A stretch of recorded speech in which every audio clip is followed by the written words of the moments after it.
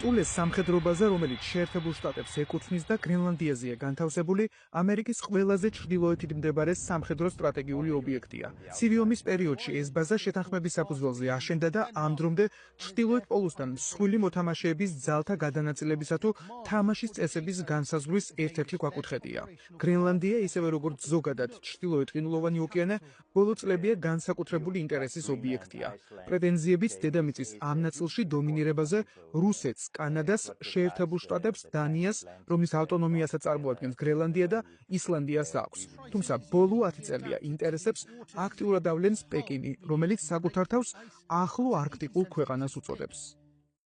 We need them for economic security. გრენლანდია ჩვენ ეროვნული უსაფრთხოებისთვის გვჭირდება და ამის შესახებ მე მეუბნებოდნენ იმაზე უფრო ადრე, ვიდრე პრეზიდენტობას გადავწყვეტდი.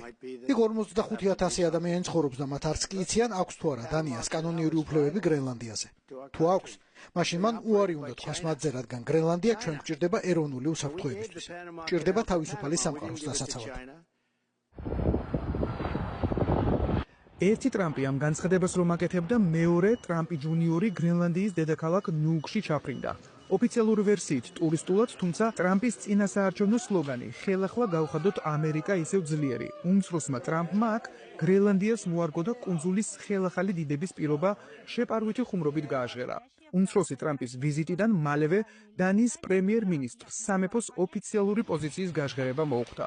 გრენლანდია არ იყიდება, მზად ვართ დიალოგისთვის ტრამპთან. გრენლანდია დანიის ავტონომიაა და არის ევროკავშირის ტერიტორია. იმაზე ლაპარაკიც კი არ შეიძლება, რომ ევროკავშირმა მსოფლიოს რომელიმე სხვა ქვეყანას დართოს თავის სუვერენულ საზღვრებზე თავდასხმის ნება. ნებამდვოზე დიპლომატიურად თქვა, რომ ძალიან გასაოცარია, როდესაც ასეთი ტიპის განცხადებებს ვისმენ ტელევიზიით. არ ვიცი რა არის ამ ყველაფრის მიზანი. ფიქრობ, ტრამპის განცხადება უფრო მეტად არის მესიჯი ზოგიერთი მსხვილი მოთამაშისთვის, ვიდრე მტრული პრეტენზიები კონკრეტული ქვეყნის მიმართ. გრენლანდია სტრატეგიული კუნძულია ჩრდილოეთ პოლუსთან ახლოს, სადაც ჩვენ ბოლო დროს ჩინეთის მზარდ ინტერესს ვხედავთ.